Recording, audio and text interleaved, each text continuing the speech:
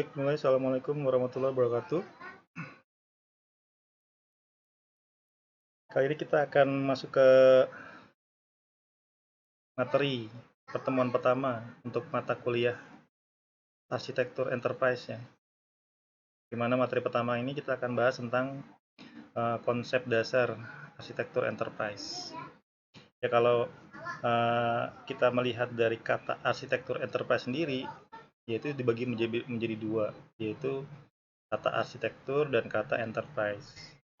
Kalau kita sering mendengar kata arsitektur, ya arsitek itu berarti orang yang merancang, membangun. Berarti arsitektur itu proses perancangan atau pembangunan, sedangkan enterprise sendiri merupakan kata lain daripada perusahaan. Ya, mudahnya seperti itu, atau gambaran kasarnya seperti itu. Bagaimana kelanjutannya? Mari kita mulai. Nah, seperti yang disebutkan tadi, bahwa arsitektur adalah konsep dasar sebuah sistem dalam lingkungannya yang terletak pada elemen-elemennya, kemudian hubungannya, serta prinsip dari rancangan dan evolusinya. Arsitektur sendiri diperlukan untuk mengelola kompleksitas organisasi atau sistem yang sangat besar. Yaitu pertama, gambaran struktur organisasinya. Biasanya kalau sudah membicarakan tentang struktur organisasi berarti ada bagan atau struktur yang menggambarkan jenjang karir atau dari mulai pimpinan sampai ke staf-staf di bawahnya. Kemudian proses bisnis di dalamnya, perusahaan ini atau organisasi ini bergerak di bidang apa, kemudian melakukan apa, kemudian dukungan aplikasi, apakah dalam menjalankan organisasinya ini, perusahaan ini atau organisasi ini menggunakan aplikasi atau tidak. Kemudian yang terakhir ada infrastruktur teknis, jadi untuk memudahkan aplikasi berjalan dengan baik, apakah diperlukan infrastruktur di dalamnya, seperti penggunaan servernya seperti apa, jaringan internetnya seperti apa, dan sebagainya.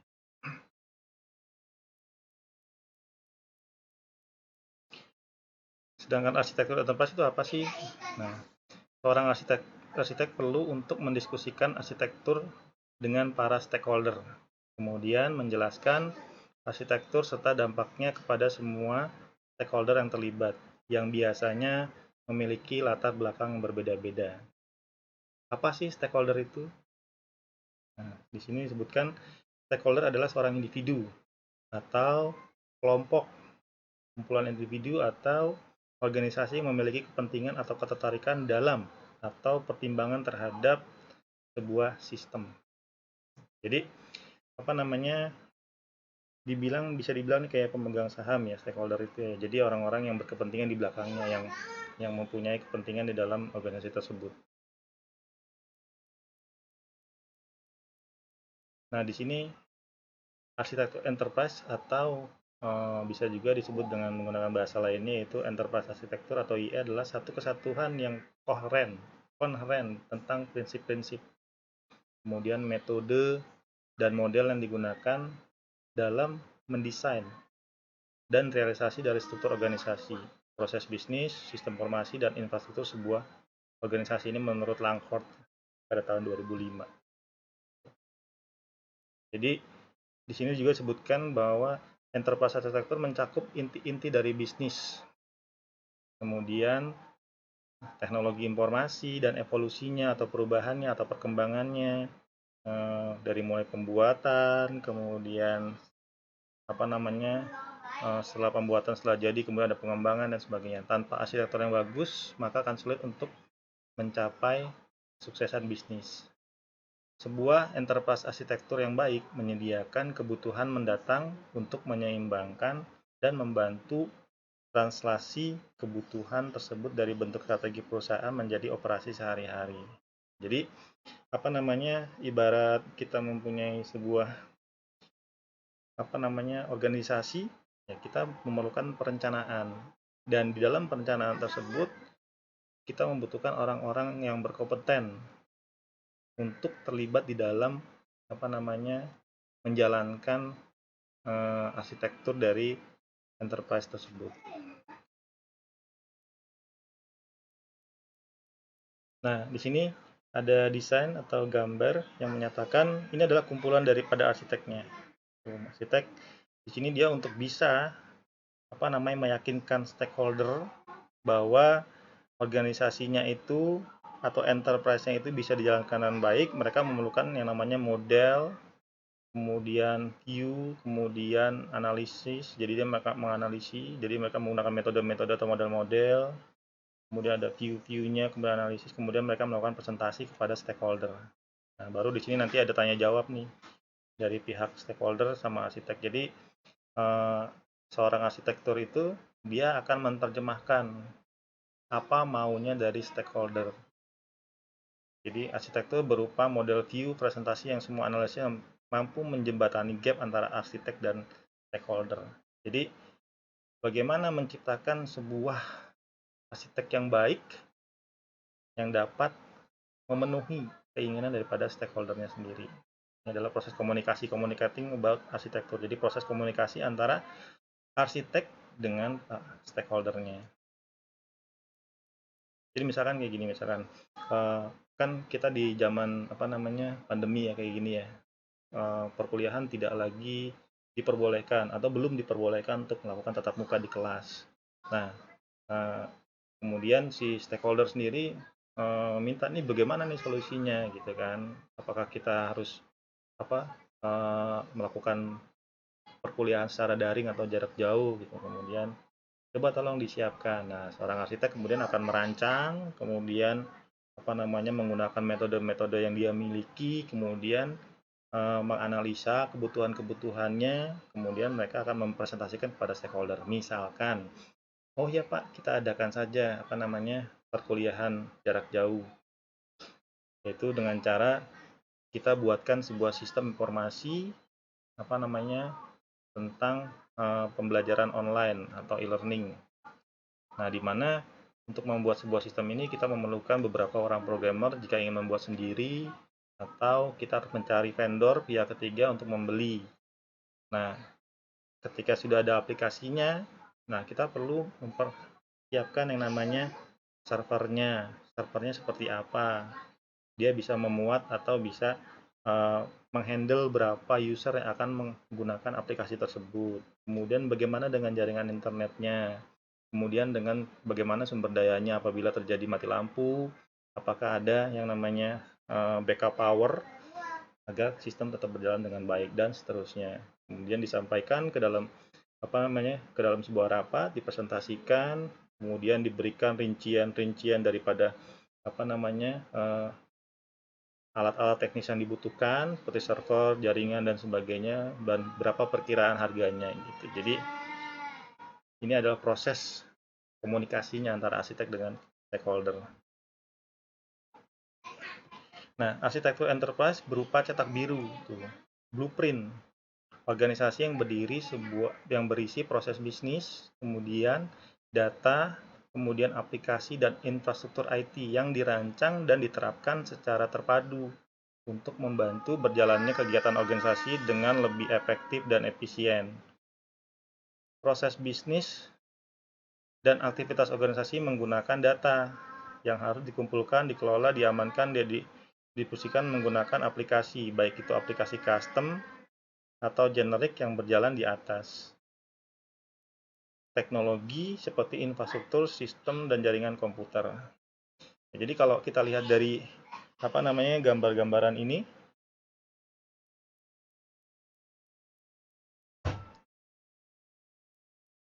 dijelaskan bahwa untuk bisa merealisasikan sebuah proses bisnis dan aktivitas organisasi, kita memerlukan data. Ketika kita membicarakan sebuah data, kalau misalkan kita ambil sampel tadi tentang e-learning atau pembelajaran online, nah berarti ada data yang disimpan, dikumpulkan, dikelola.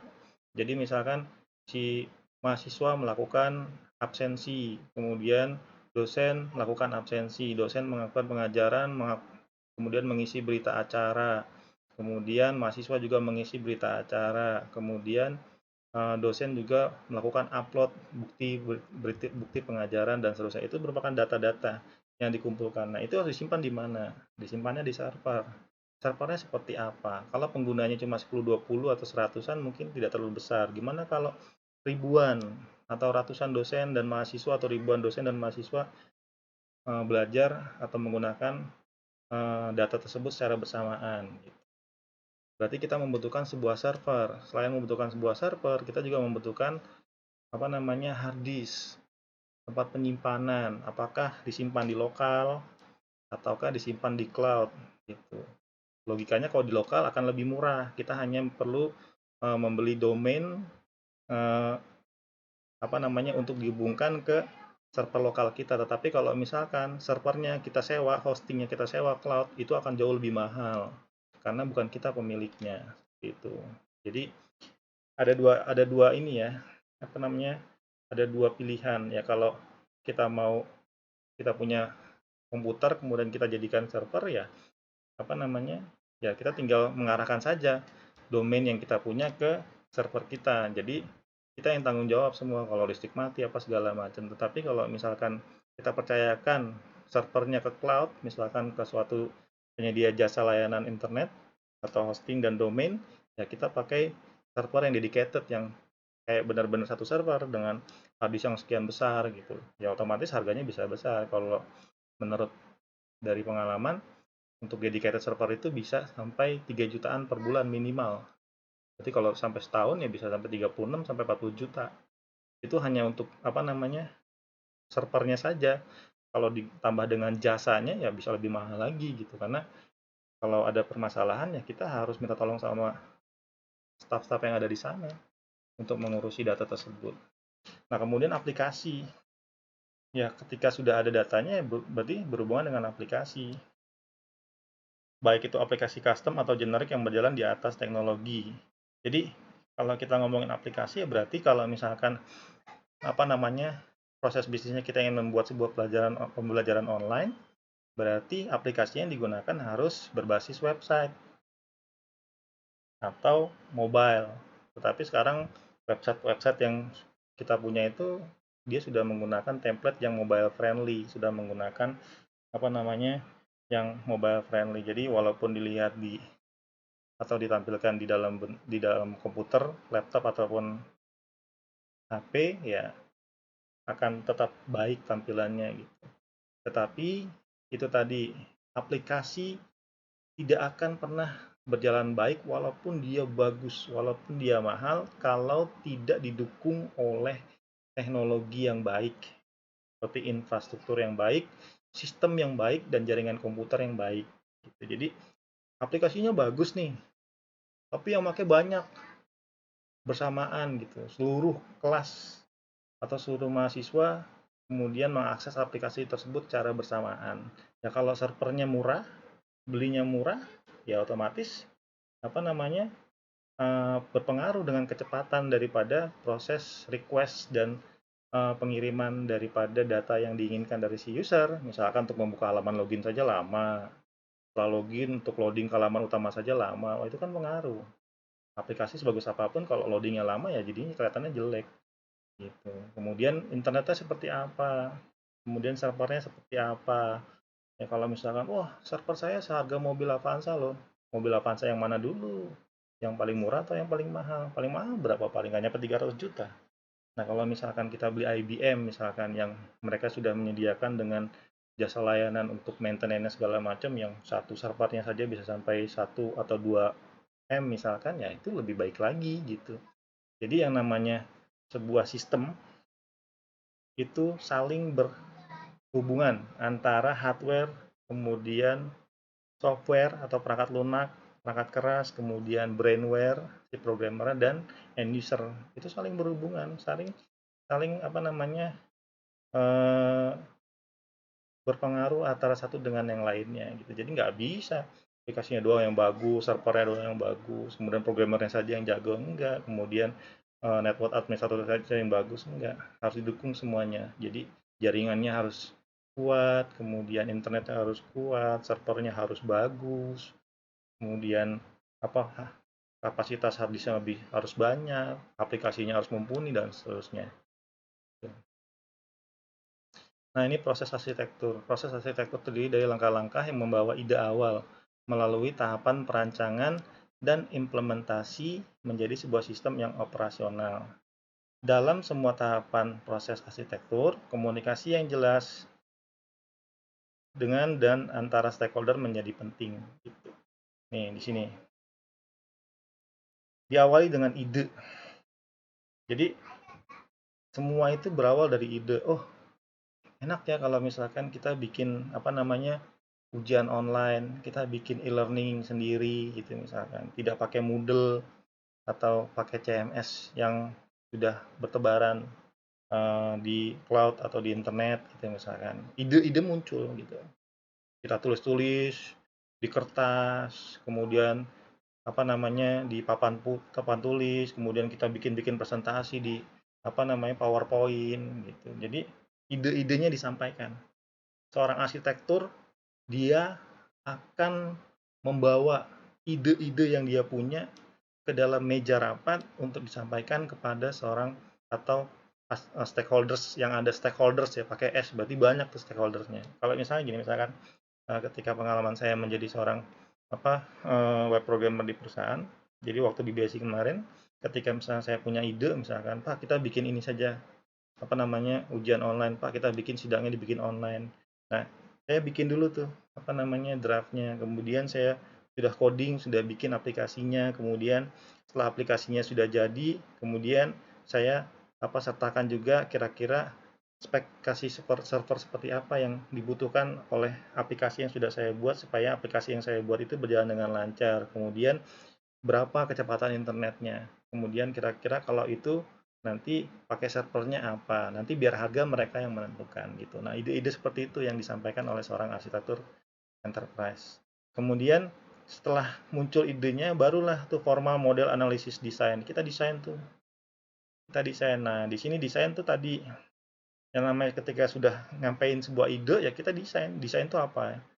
Ibarat membangun sebuah rumah, kita bangun dulu sanitasinya, pengairan di bawah tanahnya segala macam. Jadi jangan langsung tanamin pancang kemudian kita bikin rumah tanpa memperhatikan sanitasinya gitu. Jadi tetap harus diperhatikan. Dan ketika membuat sebuah sistem yang diperhatikan adalah database-nya. Database-nya, relasi antar tabelnya, bikin tabelnya dulu, bikin database-nya dulu. Kemudian kalau database sama tabel sudah dibentuk, relasi sudah dibentuk segala macam, barulah dipikirkan ini kira-kira menampung datanya berapa banyak. Ketika menampung berapa banyak berarti kita butuh spesifikasi komputer atau servernya berapa besar, berapa cepat, bukan cuma besar ya tapi cepat gitu. Kalau misalkan komputernya kalau dibandingkan IBM yang 2 miliar dengan server yang harganya cuma 300 jutaan ya bedanya jauh lah gitu. Karena kan yang namanya uang kan tidak bisa dibohongi. Untuk beli server itu kan kenanya kan jadi kayak investasi. Yang namanya investasi itu besar di depan loh, mahal di depan, tetapi nanti setelah berjalan setahun 2 tahun 3 tahun itu balik modal dan tinggal mengambil untungnya gitu. Nah setelah desain barulah masuk ke use. Di sini ada visualization for different stakeholder tuh. Yang namanya stakeholder kan pimpinan kan beda-beda tuh. Wah itu kan mahal, wah itu kan terlalu mahal untuk sistemnya ya kan balik modal Pak yang namanya nah itu nanti si arsitektur akan menjelaskan ya namanya memang di pertama itu akan lebih mahal gitu. Contoh kayak gini misalkan ketika dulu BSI belum mempunyai sistem online sama sekali, saya menyarankan untuk membuat sebuah sistem ujian sidang online. Nah, ujian sidang online itu berarti bukan hanya mahasiswanya saja butuh komputer, tapi si dosennya juga butuh komputer untuk mengentri nilai. Berarti harus beli laptop. Walaupun paling murah sekalipun, tapi harus beli.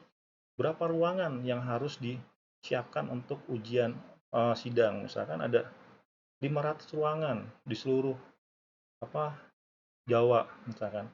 Ya berarti satu ruangan ada 2 dikali saja gitu. Berapa jumlahnya. Nah, itu tugasnya mereka untuk menyiapkan dana seperti itu.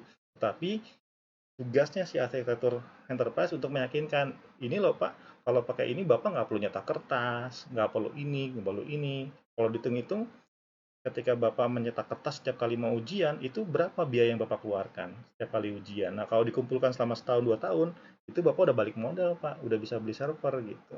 sisanya Bapak tinggal untung. Kan server kan nggak setahun 2 tahun, bisa 5 tahun, bisa 10 tahun gitu. Jadi ada timbal baliknya daripada si pengusulan tadi gitu. Nah, si stakeholder langsung tuh, oh iya yang tadinya tidak sependapat, oh mahal, oh iya ya kalau dipikir-pikir ntar kita jadi untung gitu. Jadi kenanya kayak investasi gitu. Nah, setelah use berarti ini implementasi itu. Nah, setelah implementasi ya udah deh kata stakeholder, jalanin deh katanya, ntar kita beli barangnya gitu kan. Nah, baru deh ke manajemen tuh, maintenance version control. Berarti apa namanya? Dijalankan, kemudian di manage sampai akhirnya ketemu lagi ide baru gitu. Dan terus begitu. Karena yang namanya sistem itu akan usang dimakan zaman. Bisa jadi suatu saat, oh ganti dong, jangan di web aja, bikin versi mobile-nya gitu kan. Nah, mobile tuh kan ada Android, ada iOS misalkan. Ide lagi ntar muncul lagi dan seterusnya gitu. Faktor pendukung arsitek enterprise, faktor internal. Penyesuaian bisnis TI dianggap sebagai instrumen penting untuk mewujudkan efektivitas organisasi. Nah, model penyesuaian strategis oleh Henderson dan Venkatraman tahun 1993 membedakan antara aspek strategi bisnis dan infrastruktur organisasi di satu sisi dengan strategi dan infrastruktur TI di sisi lainnya tuh. Jadi, strategi bisnis dan infrastruktur organisasi itu dibandingkan dengan strategi dan infrastruktur TI gitu. Jadi pada saat apa namanya kita berjalan ini sudah ada tuh sebenarnya sistem yang berjalan sekarang, tetapi karena apa namanya teknologi semakin berkembang semakin maju, maka kebutuhan TI meningkat gitu. Wah ini nggak bisa nih kalau pakai server yang ini terus gitu kan. Saya akan butuh server yang lain. Akhirnya ada upgrade gitu. Biaya lagi, kemudian ada presentasi lagi, kemudian stakeholder berdebat lagi. Wah ini keluar uang lagi dan sebagainya. Model ini menyediakan 4 sudut pandang dominan yang digunakan untuk mengatasi penyesuaian antara aspek-aspek tersebut. Nih, ada eksternal, ada internal nih, strategic fit-nya nih. Kalau eksternalnya apa nih? Bisnis strategi sama IT strategi. Yang namanya bisnis strategi ya mereka maunya keluar duit sedikit-dikitnya, atau keluar dana sedikit-dikitnya, terus kemudian mendapatkan untung sebesar-besarnya. Tapi kalau IT ya nggak bisa seperti itu. Yang namanya investasi itu akan mahal di depannya gitu. Nah, itu akan terjadi perdebatan. Kemudian kalau internal, organizational infrastructure and process, kemudian ada IT infrastructure and process. Ini proses-prosesnya daripada bagaimana sebuah infrastruktur daripada organisasi dan infrastruktur daripada IT itu berjalan di bagian bisnis sama di bagian information technology. Ini menurut Henderson dan Venkatraman tahun 1993. Nah, enterprise arsitektur diposisikan dalam konteks pengelolaan enterprise. No, jadi kayak struktur organisasi itu. Nah, di paling atasnya ada mission, misi. Misinya itu apa sih gitu. Contoh tadi kayak e-learning, misinya apa sih? Ya, misinya adalah supaya kita bisa tetap bertahan, perkuliahan tetap berjalan, dosen-dosen tetap mengajar, mahasiswa tetap kuliah pada saat menjalani apa namanya masa pandemi. Itu contohnya. Kemudian visinya gimana? Ya, menyatukan visi. Jadi gimana dosen bisa mengikuti aturan yang diberikan sama organisasi, kemudian tim IT mendukung dengan membuat apa namanya sistem yang baik, kemudian memberikan server yang baik, jaringan yang baik, kemudian stakeholder apa namanya mengiyakan atau menyetujui semua usulan-usulan daripada arsitektur enterprise-nya sendiri, kemudian mahasiswa juga berjalan dengan baik pada saat melakukan pembelajaran online-nya. Kemudian strateginya gimana ya? Strateginya dibuatlah jadwal gitu. Jadwalnya kayak apa ya? Jadwal. Jadi nggak mungkin lah semua berkuliah di jam yang sama, dibagi-bagi gitu.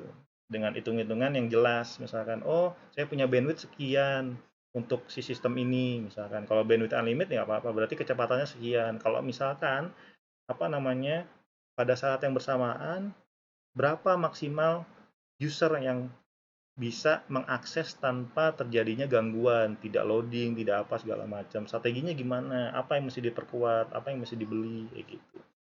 Kemudian goals-nya, tujuannya seperti apa ya? Tujuannya ya menciptakan sebuah pembelajaran online yang baik, yang lancar, tidak ada keluhan, tidak ada apa namanya dosen yang ngeluh, wah nggak bisa gini, ada mahasiswa yang wah apa namanya aplikasinya berat segala macam. Nah kemudian actionnya nih, Ada dominant aspek arsitektur, leadership, people, ada culture-nya nih, action-nya. Kemudian terakhir adalah operation. Di sini ada menciptakan produk, kemudian ada proses, produk itu memproses, kemudian ada orang-orang, ada bagian IT-nya. Nah, pada bagian atas piramida kita harus melihat misi dari enterprise. Mengapa? Karena misi dan misi merupakan gambaran masa depan, nilai-nilai yang harusnya dipegang teguh gitu. Jadi kalau orang nggak punya misi sama visi ya percuma. Buat apa adanya organisasi kalau nggak ada misi sama visi? Misi terletaknya paling atas. Apa sih misinya gitu? Bikin perusahaan gitu. Terus visinya gimana supaya orang-orang tuh mempunyai gambaran atau pemikiran yang sama gitu. Nah, berikutnya adalah strategi yang menyatakan jalur yang ditempuh oleh enterprise untuk mencapai misi dan visinya ditranslasikan ke dalam tujuan konkret yang memberi arah dan menjadi penanda dalam mengeksekusi strategi. Kemudian tujuan ditranslasi menjadi perubahan konkret sehingga kooperasi sehari-hari perusahaan adalah tugas enterprise arsitektur dalam menyediakan sudut pandang holistik dari operasi saat ini dan saat nanti, serta aksi yang harus dilakukan untuk mencapai tujuan perusahaan. Nah, ini adalah gambarannya. Di mana dari mulai misi sampai dengan produk yang diciptakan itu saling berhubungan dan saling berrelasi dengan baik. Kalau tidak akan berjalan. Nah, arsitektur dipandang sebagai bagian hard dari perusahaan, sementara bagian soft-nya adalah culture yang diciptakan atau dibentuk oleh orang-orang dan kepemimpinan, atau yang lebih penting untuk mencapai tujuan perusahaan. Nah, arsitektur itu adalah hardware-nya atau perangkat kerasnya, sedangkan software-nya adalah budaya, orang-orangnya. Gitu. Sedangkan bagian bawah dari piramida adalah operasi harian perusahaan mencatat produk, proses, people, IT yang digunakan, yaitu adalah kegiatan sehari-hari ya. Ketika program itu sudah berjalan gitu kan, ada aplikasi atau produknya, gimana jalannya proses, kemudian orang-orang mana saja yang terlibat, kemudian IT yang digunakan. Arsitektur adalah instrumen strategis dalam memandu organisasi menjalani arah pengembangan yang terencana. Enterprise yang sukses menjalankan operating model dengan pemilihan yang jelas pada level integrasi dan standarisasi proses bisnis di seluruh enterprise. Peran enterprise arsitektur sebagai pengorganisasian logis dari proses bisnis dan infrastruktur TI harus mencerminkan kebutuhan integrasi dan standarisasi dari operating model. Jadi apapun yang dilakukan itu harus sesuai dengan metode, harus sesuai dengan model. Jadi tidak bisa sendiri maunya gini. Jadi kayak misalkan pembelajaran online udah ada, frameworknya udah ada gitu. Kalau misalkan mau audit, frameworknya udah ada gitu. Jadi kita ikutin framework itu gitu. Ketika ditanya tentang bagaimana model yang digunakan, apa model yang digunakan sudah dijelaskan. Nah, faktor pendukungnya yang bagian eksternal adalah ini. Framework pengaturan menuntut agar perusahaan dan institusi pemerintah dapat membuktikan bahwa mereka memiliki pandangan yang jelas terhadap operasi mereka dan bahwa mereka telah mematuhi hukum yang berlaku. Untuk framework, bingkai kerja. Jadi kayak misalkan saya mau bikin sebuah aplikasi dengan menggunakan framework coordinator, ya udah ikutin aturannya coordinator. Mau audit dengan COBIT, framework COBIT ya berarti mengikuti framework COBIT. Jadi udah ada aturan jelasnya dan itu sudah bisa dipertanggungjawabkan ketika dilakukan audit. Di Amerika, Klinger-Cohen Act tahun 1996 juga dikenal sebagai Information Technology Management Reform Act, menuntut bahwa semua biro pemerintah harus memiliki sebuah IT arsitektur. Framework lain, Basel II 2004, didukung oleh Gubernur Bank Sentral dan pimpinan otoritas pengawas perbankan negara-negara Group of Ten atau G10, menempatkan kebutuhan pada organisasi perbankan untuk memperhatikan financial risk management untuk mendorong stabilitas di dunia keuangan. US Act lainnya, the Sarbanes-Oxley Act tahun 2002, dikenal sebagai Public Company Accounting Reform dan Investor Protection Act, muncul setelah skandal Enron untuk mendorong perusahaan mengadopsi praktek good corporate government dan untuk membuat eksekutif perusahaan bertanggung jawab secara personal. Nah, ini adalah merupakan faktor eksternal daripada pendukung arsitektur enterprise. Baik, terima kasih sampai di sini untuk materi pertama kita arsitektur enterprise, yaitu konsep dasar arsitektur enterprise. Terima kasih. Assalamualaikum warahmatullahi wabarakatuh.